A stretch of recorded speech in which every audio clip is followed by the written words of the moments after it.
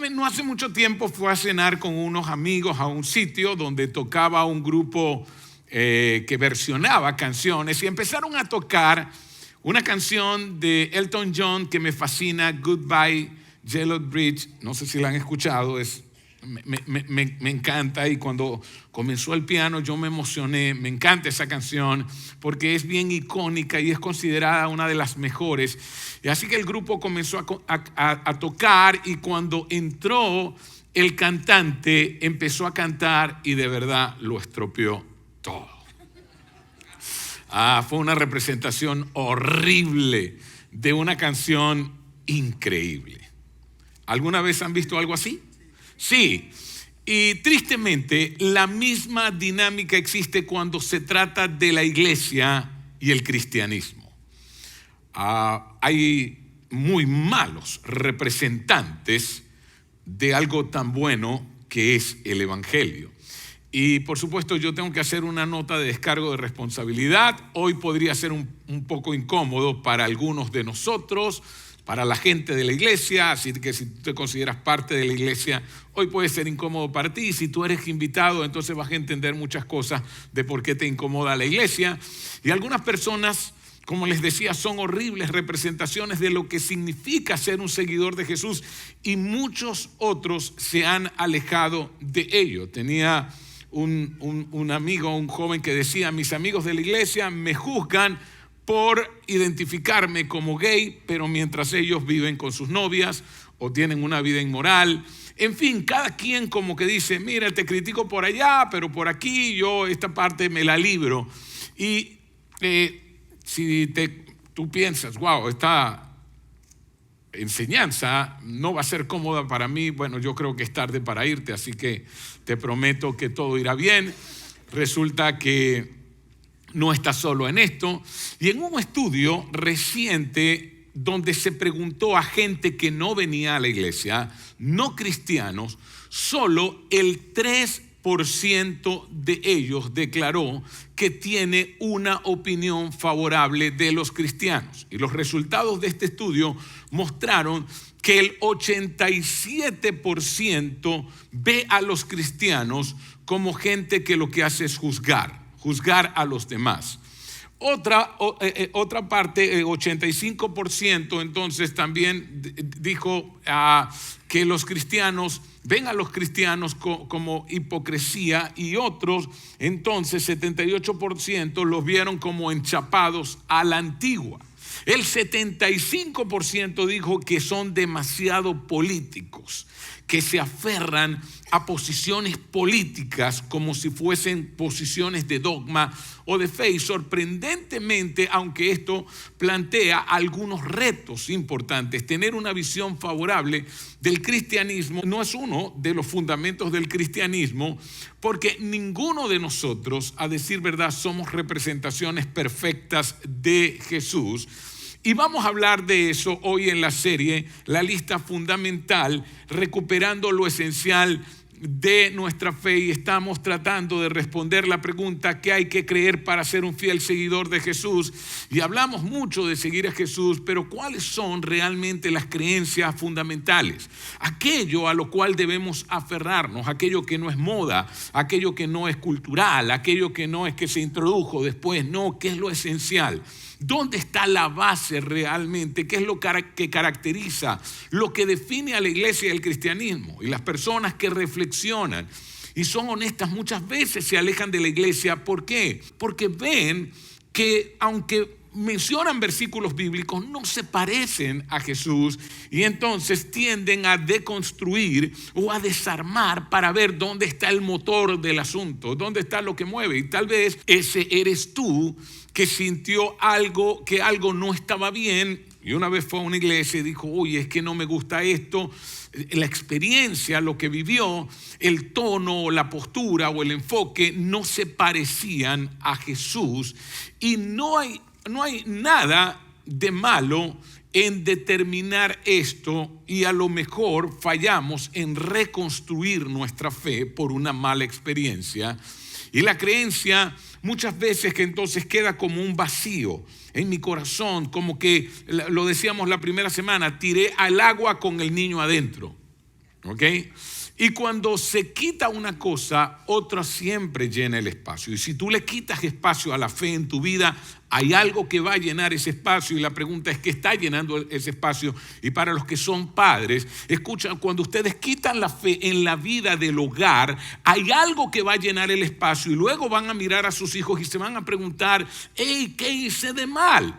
Porque muchas veces nuestros hijos crecen sin un fundamento al cual aferrarse, y hay cosas que tenemos que dejar atrás o de las que tenemos que deshacernos indudablemente. Y así que hemos estado haciendo la pregunta, ¿qué es fundamental? ¿Qué es esencial?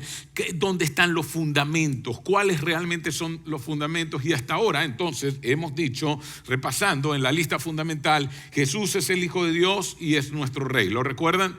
Él reclamó ese título para sí mismo, así que tenemos que reconocer quién reclamó el ser. El Rey final de Dios, el Mesías. Lo segundo es que Jesús vino a ilustrar y a demostrar cómo es Dios. Si quieres saber cómo es Dios, mira a Jesús, y la mejor manera de mirarlo es a través del Nuevo Testamento, a través de los hombres que siguieron su vida, estuvieron con Él. Lo tercero, Jesús definió el pecado como a cualquier cosa que te hace daño a ti o a los demás. No importa si no está en los mandamientos, no importa si no está en los 600 veces mandamientos de la ley de Moisés, si le está haciendo daño al otro, si está ofendiendo al otro, si está humillando al otro, ¿qué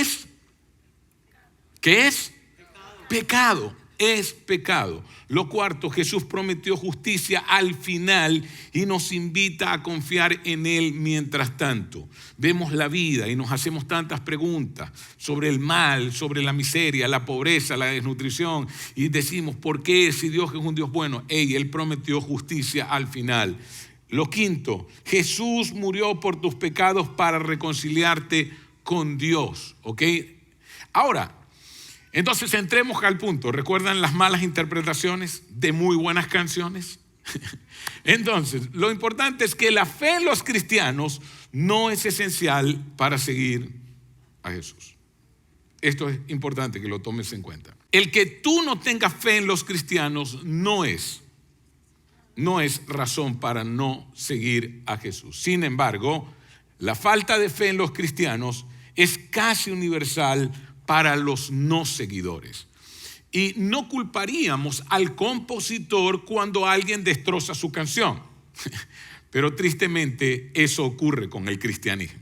Nos alejamos del compositor porque alguien ha destruido su obra. Y esto no es nuevo. Cuando yo miro la vida de Gandhi, que citaba a Cristo a menudo, se resistió a hacerse cristiano. Y Gandhi dijo, no rechazo a tu Cristo, amo a tu Cristo, es solo que muchos de tus cristianos son tan diferentes a tu Cristo. Y vamos a hablar de dónde viene esa actitud o esa idea, por qué estamos donde estamos y qué podríamos o deberíamos hacer al respecto. Por este camino, entonces, que vamos a tomar hoy, vamos a meditar en eso y descubriremos nuestra siguiente creencia fundamental para llegar. Entonces vamos a revisar la primera. ¿Recuerdan la primera? Jesús es el Hijo de Dios y es nuestro Rey. Y este es el punto de referencia, el punto principal de toda nuestra fe. Para todos es importante entender esta esencial. Un día Jesús entonces le pregunta a sus seguidores más cercanos, mira, ¿quién dice la gente que es el Hijo del Hombre? Y esa expresión Hijo del Hombre la toma del profeta Daniel, que escribió 600 años antes de Cristo, como una profecía de que el Hijo de Dios un día vendría a este mundo y se hace llamar a sí mismo el Hijo del Hombre. Ahora, la pregunta es, ¿quién tiene la máxima autoridad? Y ellos respondieron, bueno, unos dicen que Elías, otros dicen que Juan el Bautista, otros dicen que Jeremías o alguno de los profetas dicen que, bueno, que tú eres eso. Entonces Jesús les dice, y tú, preguntó, ¿quién dices que soy? Y ahí entonces viene una frase célebre. Simón Pedro respondió, tú eres el ¿qué? El Mesías. El Mesías en el griego y el Cristo en el hebreo, ¿ok? Entonces la palabra Cristo es un título, para que lo sepan. Jesucristo no es que Jesús, nombre, apellido Cristo, no es así. es que Jesús es el nombre y Mesías es su título. Y Mesías quiere decir el rey final que establecería el gobierno de Dios eterno en la tierra y que restauraría todas las cosas. Así que Él es el Hijo de Dios, el rey final. Y esto es lo único que la iglesia ha estado constantemente de acuerdo. Toda la iglesia cristiana está de acuerdo en esto. Ahora Jesús dice, bienaventurado eres Simón, hijo de Jonás, porque esto no te lo reveló carne ni sangre. En otras palabras, no te lo mostró ningún ser humano, no te lo enseñó ninguna persona. Es una verdad eterna, es fundamental, es importante. Nos detuvimos aquí entonces la primera semana de la serie, pero esta parte es crítica, la parte que sigue para establecer nuestro esencial próximo. Y curiosamente Jesús lo llama primero Simón, le dice Simón y luego le dice Pedro. Y esta combinación de palabras es importante que la tomen en cuenta. Le dice, yo te digo que tú eres Pedro, sobre esta piedra edificaré mi eclesía o mi iglesia. Entonces la pregunta es, ¿quién es la roca o qué es la roca? ¿Acaso la roca es Pedro? Esa es una buena pregunta que debemos hacernos. Jesús entonces hace el juego de palabras. En lugar de llamarlo Simón, Jesús le dice Petra. Y sobre esta roca le está diciendo a Pedro, como tu nombre, voy a construir mi iglesia sobre esta roca. Su eclesía, que quiere decir el movimiento transformador. Eclesía es una reunión. Yo quiero que entiendan, la palabra eclesía no la inventa Jesús, existía en el vocabulario ya. Y cuando uno decía voy a una eclesía, lo que decía es voy a una reunión, voy a un movimiento de personas. Así que edificaría su reunión de seguidores sobre esta roca de fe. Es importante señalar que Jesús no se sustituye a sí mismo por una persona. Jesús no dice, bueno, Pedro, yo me voy y en mi lugar quedas tú. Nunca dijo eso. Jesús es la roca, ¿sí o no? Por eso nosotros cantamos, Cristo es mi roca firme. ¿Sí o no? No decimos, Pedro es mi roca firme. No decimos eso. Y toda la iglesia está de acuerdo en eso, ¿ok? Jesús no se sustituyó por un hombre. Entonces, ¿quién es la roca sobre la cual Cristo edifica la iglesia? Eligió a un conjunto de creyentes. Eligió a un movimiento y dijo, yo los voy a dejar a ustedes.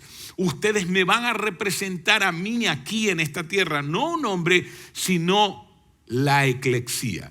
Sobre esta roca edificaré mi iglesia. Por eso que creemos que la roca sobre la cual se edifica la iglesia es la declaración de Pedro, que es nuestra primera esencial. Tú eres el Mesías, el Hijo del Dios viviente. Sobre eso se edifica la iglesia, sobre esa declaración. La fe en Jesucristo es lo que salva. La fe en Jesucristo es lo que transforma. La fe en Jesucristo es maravillosa. Pablo dijo, y le fue dado un nombre sobre todo nombre, para que en el nombre de Jesús se doble toda rodilla de lo que está en el cielo, en la tierra y debajo de la tierra, y toda lengua confiese que Jesús es el Señor, para la gloria de Dios Padre. Entonces la roca le dijo, y tú eres Pedro, y sobre esa roca, sobre esa declaración se va a fundamentar mi iglesia, mi eclesía. Y el apóstol Pablo habló de esto utilizando el cuerpo humano como una metáfora. Y Pablo dice esto a los corintios, les escribe, le dice, de hecho, aunque el cuerpo es uno solo, tiene muchos miembros, y todos los miembros, no obstante ser muchos, forman un solo cuerpo. Así sucede ¿con quién? Con Cristo. Entonces Cristo, sucede con Cristo que hay un cuerpo y tiene muchos miembros. Señala que aquí el cuerpo debe estar unido, ¿sí o no? Y señala que es antinatural y disfuncional que un cuerpo humano sea desmembrado. Lo mismo ocurre con el cuerpo de Cristo. Somos parte, somos miembros de su iglesia. El problema con la palabra miembro es que luego las organizaciones y más que todo las empresas comenzaron a usar la palabra bíblica que Pablo usó, miembro, pero esta palabra miembro, la primera vez que se usó para referirse a personas, la usó el apóstol Pablo. Nunca antes nadie había usado la palabra miembro para personas de una organización. Entonces ahora somos miembros de un club, miembros de esto, miembros de aquello. ¿Cómo que miembros? La tomaron de aquí de Pablo, se la quitaron a Pablo. Pero Pablo cuando habla de miembros no habla de miembros como de un club, habla de miembros como de un cuerpo, como los dedos de tus manos, como tu mano, como tus pies. En otras palabras, si se desmembran, se mueren. Nadie puede decir soy cristiano sin la iglesia. No hay abeja sin panal, no hay soldado sin un batallón, no hay cristiano sin iglesia. No puede existir, se muere porque es un miembro y debe estar unido ¿a quién? Al cuerpo. Ahora mire lo que dice Pablo. Ahora bien, ustedes son ¿qué? El cuerpo de Cristo. Ustedes, no dice tú eres. Entonces hay gente que dice, no, yo soy el cuerpo de Cristo. Wow, qué arrogante eres. Tú no puedes ser el cuerpo de Cristo. Pablo dice ustedes, no dice tú, dice refiriéndose a todos juntos. Si yo me separo de la iglesia, muero y no soy cuerpo. Tengo que ser miembro para ser parte de ese cuerpo. Y es lo que Pablo enseña. Jesús pasó su testigo entonces a un cuerpo de creyentes y dice, y cada uno es miembro de ese cuerpo, hablándole a la iglesia. No cada uno de nosotros por su cuenta, sino como persona de fe reunidas en representación de Jesús. Este es el plan A de Dios. Nunca ha existido un plan B sobre cómo construir la iglesia y cómo la gente puede experimentar la iglesia. Solo puedes experimentar la iglesia cuando eres miembro de la iglesia. Fuera de ella no puedes. Hay un escritor llamado Larry Crabb y en su libro Conexión él dice: el núcleo absoluto de lo que Dios hace para ayudarnos a cambiar es revelarse a nosotros, darnos a probar cómo es Él realmente y derramar su vida en nosotros. Entonces, Dios quiere cambiarte, Dios quiere revelarse a tu vida, Dios quiere que tú pruebes cómo Él es, Dios quiere derramar su vida en ti. Y sigue diciendo Larry Clark. Y un elemento crítico en el proceso de revelación es colocarnos ¿en dónde? En una comunidad. No hay algo más poderoso para que ocurra un cambio que colocarte en una comunidad. Porque en solitario no puede haber verdadera transformación. Una comunidad de personas que son lo suficientemente parecidas a Él como para darnos ese sabor de primera mano. Y a mí me encantan los bautizos. Cada vez que alguien se bautiza, siempre aparece el rostro de una persona. Y a eso le llamamos relaciones providenciales. No hay algo más grande en la vida para ser transformado que otra vida impactándote a ti. Y por eso cuando la gente se bautiza, siempre dicen cosas como esta: yo le doy gracias a Dios por la vida de fulano de tal. Si no hubiese sido por él, yo no estaría aquí. Yo tengo una pregunta: cuando tú llegues allá, ¿habrá gente en la eternidad que diga, hey fulano, gracias a ti yo estoy aquí? ¿Sabes que esas son las palabras más hermosas que escucharás en la eternidad? Pero muchos de ustedes no van a escuchar eso, porque solo vinieron, pero no hicieron parte del cuerpo. No hicieron parte de una comunidad de creyentes que dice: yo quiero que vengas conmigo el domingo, yo quiero acercarte a una comunidad, yo quiero que tú disfrutes de la compañía que yo disfruto, que es la iglesia. Entonces, reuniéndonos o mostrándonos unos a otros es como nos encontramos con Jesús, porque la iglesia es su cuerpo. Ahora lo entienden. No hay una persona que diga yo soy el representante. No, somos nosotros juntos. La iglesia quien lo representa. Somos los agentes de Dios. Somos, como dijo también Pablo, los embajadores de Cristo. Este es el núcleo de todo.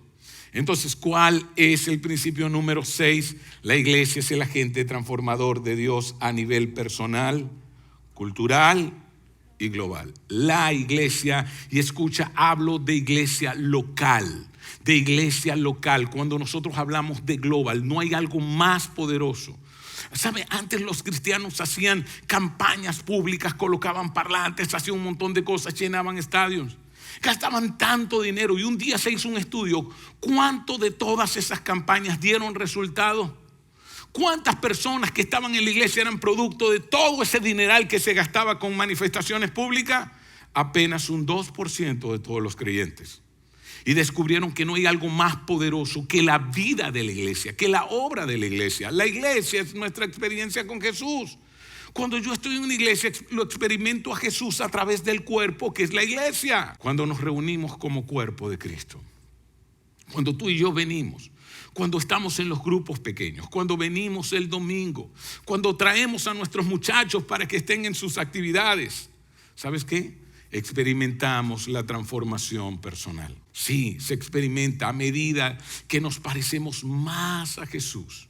Nos convertimos entonces en los mejores agentes del cambio cultural y global.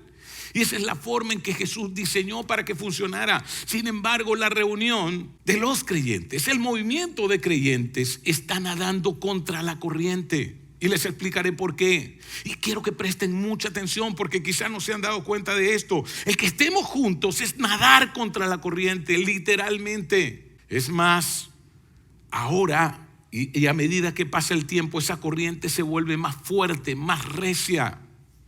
¿Por qué? Porque estamos en la era de la información. En términos generales, esto comenzó a mediados del siglo XX, la era de la información, los avances de nuestra sociedad. Comenzó radio, televisión, cine, todo el mover. Luego vino la internet, ¿sí o no? Y luego vinieron todos, principalmente la tecnología. Entonces, la eficacia revolucionada de la tecnología y la transformación de la conexión. Cada vez estamos más conectados, ¿sí o no? Y no importa qué familiar tienes lejos. Antes, ¿recuerdan cuando uno tenía que llamar de larga distancia? ¿Recuerdan los teléfonos en la calle? Hay muchos muchachos que no saben nada de esto. Y también el fomento de la individualización. Antes ibas a un lugar. Yo recuerdo, tenía un tío en otra ciudad y cuando íbamos, su casa era muy enredada para llegar. Así que mi tío salía en su carro, nos esperaba en la entrada de la ciudad para llevarnos a su casa. Ahora no necesitas de nadie. Pásame la dirección, yo te consigo con el GPS. ¿Sí o no? No hay problema. Estamos tan conectados, para bien o para mal. Aunque muchos de estos avances han mejorado nuestro mundo, también han traído muchas consecuencias no deseadas. La información ahora es el rey y escúchame, cuando la información es el rey, el aislamiento no se queda atrás. Mientras más información tenemos, más aislados somos. Ya no hay que salir de la casa para comprar ni siquiera la comida. Ya no conocemos a la cajera del supermercado, porque ahora ni cajera hay. ¿Sí o no? Entonces es una cosa increíble. Ya no vas, ya si no quieres salir, puedes que estar en tu casa metido todo el día. No necesitas de nadie, no necesitas que a nadie. Tienes DoorDash, tienes Instacart, tienes lo que tú quieras, ¿sí o no? No conectas con personas, no quieres que nadie te hable. Cada día va a ser así. Y nos sentimos tan orgullosos de eso y no nos estamos dando cuenta que no nos estamos comunicando ya con nadie, que ya no nos hablamos. Es más, hay gente que no se ríe. Hay gente que no se ríe. Usted ve, la gente está leyendo mensajes que son graciosos, colocando muerto de la risa y así con la cara así. Yo digo, ¿en serio te estás riendo? O sea, el emoticón sustituye la sonrisa, pero lo que el emoticón no puede sustituir es las endorfinas que genera cuando tú te ríes, porque aunque te rías sin risa, tu cerebro, tú lo puedes engañar. Cuando usted hace así, empezó a generar endorfinas. ¿Qué les parece? Pero con emoticones, ahí no hay nada de endorfina. Ahí no estás engañando a tu cerebro. Estamos sustituyendo la conexión unos a otros. Esto que es tan importante. Escucha, ¿sabía usted que el cortisol cada día está presente? El cortisol es la hormona que te despierta en las mañanas. Y es bueno el cortisol en la mañana porque tú estás durmiendo. A algunos les pasa que cuando duermen más de la cuenta comienzan a tener sueños que no son tan agradables, cosas locas. ¿Les pasa? Porque se generó el cortisol. Generó cortisol y el cortisol dice, levántate, levántate, levántate. ¿Entienden? El cortisol, y es bueno para levantarse, ¿ok? Pero no para permanecer todo el día con el cortisol. El cortisol entonces va desgastando. El cortisol crea ansiedad, estrés. El cortisol entonces crea tantos radicales libres que van a formar cáncer en el cuerpo.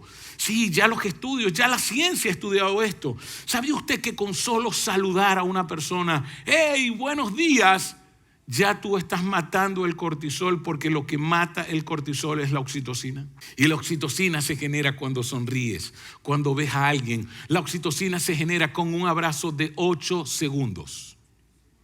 No es nada más un abrazo. No, 8 segundos. 1, 2, 3, 4, 5, 6, 7, 8. Generó. Menos de 8 no generó nada. Y que necesitamos por lo menos 8 abrazos como esos al día. Así que hay unos que tienen como la deuda externa de un país. No, es que a mí no me gusta abrazar. Bueno, te gusta, está lleno de cortisol entonces. La generación Z estadísticamente es la generación más conectada, pero a la vez más solitaria de la historia. La ansiedad es la condición de moda de la generación Z. Nunca vimos niños tan ansiosos como hoy. ¿Por qué? Porque toda la información que reciben, muchas veces se preocupan por cosas que hicieron o están ansiosos por lo que viene, pero lo tercero que los está volviendo ansiosos es que todo lo miran a través de una pantalla. No conectan a través de sus ojos. No conectan con la realidad física. Las redes sociales, YouTube y los juegos en línea entonces conectan e informan mucho a la gente de maneras sin precedentes, pero también lo aíslan de maneras que nunca nos aislaron. Así que también hay una segunda baja significativa cuando se refiere a la iglesia. La encarnación se queda atrás. En otras palabras, si nosotros debemos encarnar a Jesús, su amor, y manifestarlo porque somos su cuerpo, mientras la gente está conectada, entonces ya no te conectas con la encarnación. La encarnación significa encarnarse en, hacerse vivo en, tomar carne. Lo que suele atribuirse a Jesús, ¿verdad? Siendo Dios se hizo hombre. Fue la manera que tuvo Dios para mostrar que no era un dictador cósmico, que no era una persona que no le interesabas tú, ni tus sentimientos, ni tus pensamientos, o que era lejano o impersonal y que solo gobernaba el mundo a través de botones, pero no le importaba. No, Emmanuel, Dios con nosotros. Jesús es Dios con nosotros. Se encarnó y nos reconcilió con el Padre y nos mostró el amor y nos redimió y nos restauró, y su presencia física aquí fue lo más importante, porque Jesús pudo haberse quedado en el cielo. Sin embargo, Él dijo, yo voy para mostrarles mi amor. Y físicamente mostró su amor, dio su vida en la cruz. Y cuando Jesús dejó la tierra, dejó su Espíritu Santo para darnos de su poder y para que ahora nosotros, por medio de su Espíritu, manifestemos el amor de Jesús a otros también. En esta época de la historia, la reunión del cuerpo es la encarnación de Jesús. La pregunta es, ¿dónde es el lugar donde Jesús más se manifiesta? Cuando el cuerpo está reunido. Y el cuerpo necesita reunirse porque somos miembros del cuerpo. Cuando tú abandonas la reunión, tú abandonas una responsabilidad que tienes como miembro. ¿Entiendes? Entonces esto nos hace falta a todos. Esto es bueno. ¿Y sabes contra qué vas a tener que luchar cada domingo? Ay, hoy no voy. Sí, vas a tener que luchar con eso. Porque no tiene sentido que te quedes, porque no tiene sentido que sigas agregando a tu vida desconectada más desconexión o a tus hijos desconectados más desconexión. No, vale la pena hacer este esfuerzo y vale la pena que nos encontremos juntos y podamos encarnar a Cristo entre nosotros. Sí. Pero recientemente se ha producido un cambio cultural y más aún en los Estados Unidos. Escuchen. Quizá esto no te lo dijeron cuando entraste por inmigración o si pasaste el río. Quizá no te lo dijeron. Pero ¿sabía usted que el 70% de las personas que entran a Estados Unidos de América aumentan sus niveles de ansiedad? Y uno, ¿verdad? Uno viene con tanto, oh, gracias a Dios, estoy aquí. Y Dios te dice 70% de ansiedad. Estás entre los números. Ahora, ¿por qué aumentan su ansiedad? Porque se aíslan. Se aíslan. Necesitamos el cuerpo. Necesitamos unos de otros. Y se ha producido un cambio fuerte en los Estados Unidos, incluso entre los cristianos. ¿Por qué? Porque muchos están viendo la reunión en la iglesia como algo no esencial. Seamos sinceros, muchos de nosotros consideramos reunirse o asistir a la iglesia como algo que no es esencial. Algo así como, ¿eres cristiano? Sí, yo soy cristiano, pero no voy a la iglesia. Y esto empezó más de una década atrás. Pero la pandemia aceleró esto, porque durante la pandemia del COVID se cerraron todos los servicios. Y están pensando, oh, no es tan esencial, pero esa no era la percepción que se tenía antes de la iglesia. Es más, Jesús no tuvo esa percepción de la iglesia. Así que una agencia de estadísticas, el grupo Barna, hizo un estudio titulado El estado de la iglesia en América desde el 2010 hasta el 2020. Y miren lo que mostró. Cristianos practicantes. En el 2010, el 47% de la población norteamericana asistían cada domingo a la iglesia. En el 2020 bajó al 25%. ¿Qué les parece eso? Hubo una caída significativa durante el tiempo de COVID. Lo segundo, los no practicantes. Entonces, eran el 33%. Cristianos que decían, soy cristiano, pero no asistían, era el 33%, aumentó al 43%. Gente que dice, soy cristiano, pero no son parte de una iglesia local. Escucha, la iglesia local es la esperanza del mundo. Si la iglesia local desaparece, se apaga la luz. Se apaga la luz. Nosotros tenemos que luchar por sobre todo. Yo entiendo que hay movimientos paraeclesiásticos, que hay movimientos de radios, salen tantos movimientos que dicen nosotros somos muy importantes. No, nada es más importante que la iglesia local. La iglesia local es la esperanza del mundo y Global Orlando es esperanza para nuestras comunidades. Y tenemos que seguir luchando. Y los padres que están aquí, sí, ustedes tienen que luchar para que dejemos una iglesia para nuestros hijos y para nuestros nietos, una luz de esperanza. Y lo tercero que descubrió Barna, en los no cristianos en el 2010 representaban el 20% de la población norteamericana, hoy representan el 32% de la población norteamericana. Ha aumentado el número de no creyentes. Ahora, lo importante de estas gráficas, para los que saben leer gráficas, son las tendencias. Si usted sabe leer gráficas, usted sabe que si algo va hacia arriba, sigue hacia arriba. Que algo tiene que hacer que descienda. ¿Y qué es lo que ocurre? Esta gráfica está subiendo, no tiene picos de baja.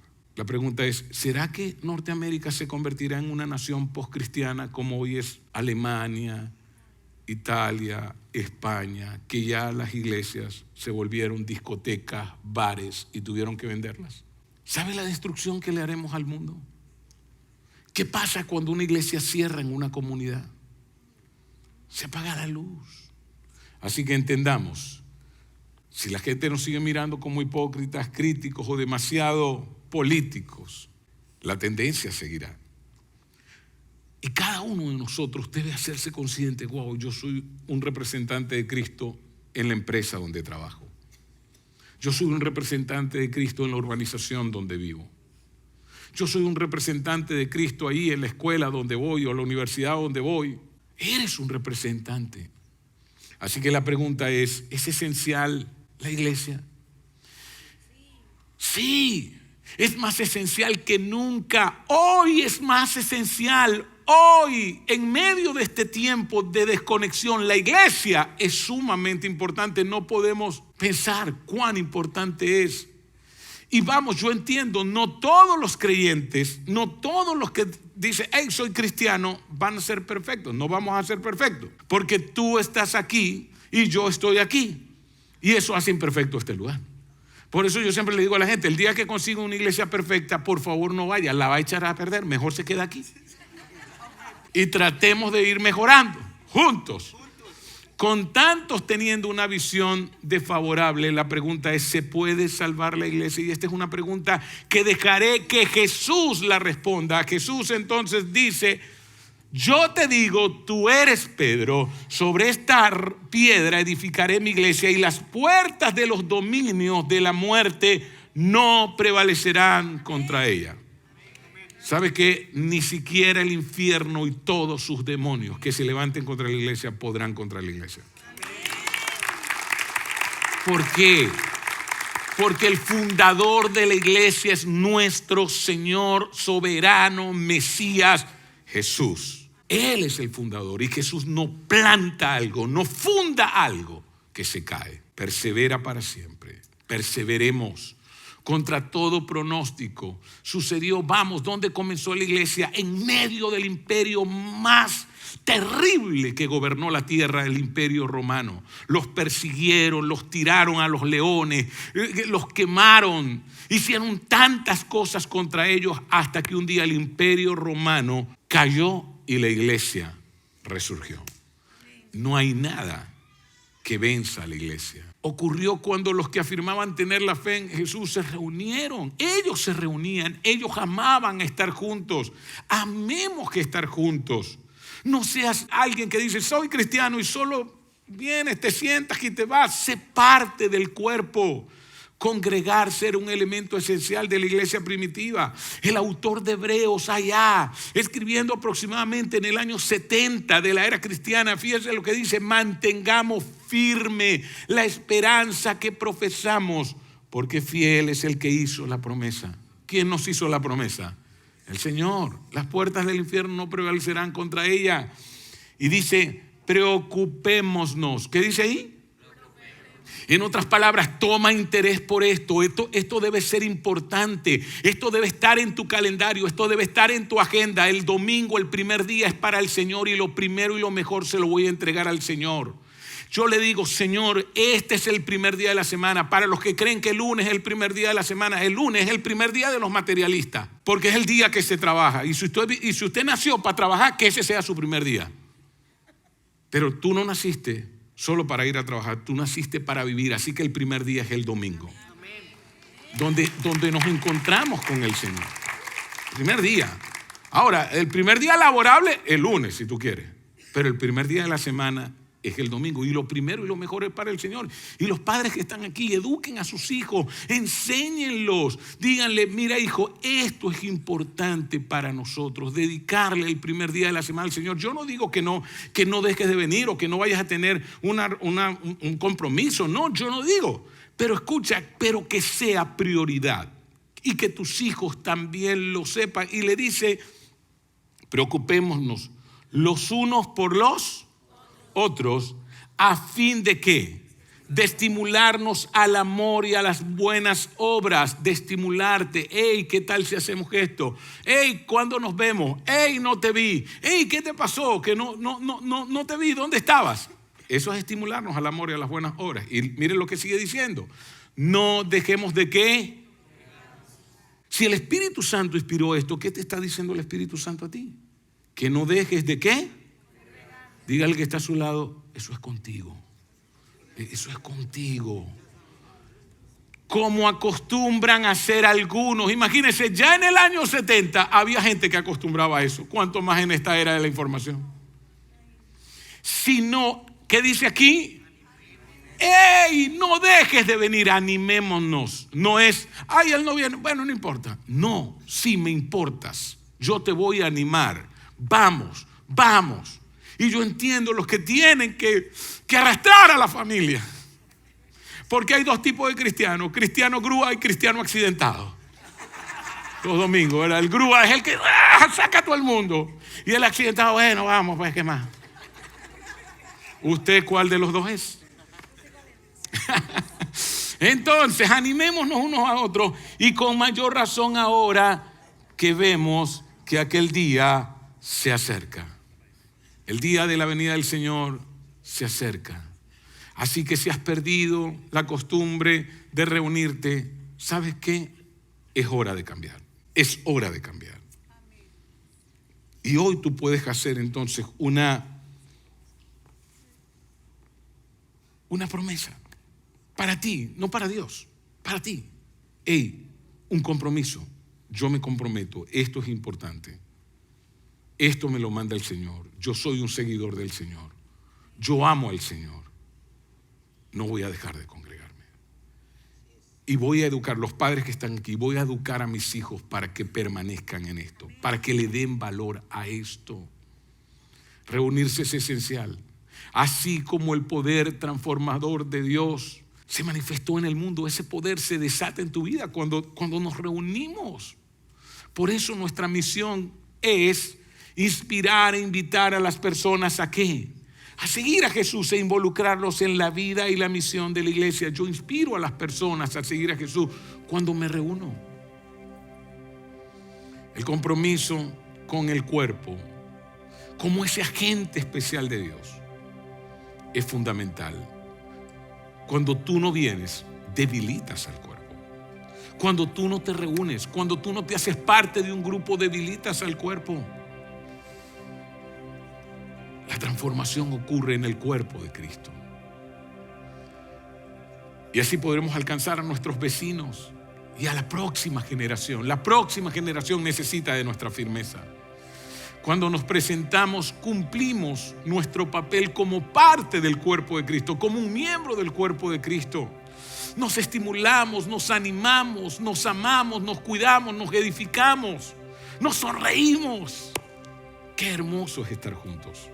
Qué bueno es que ustedes hayan venido hoy.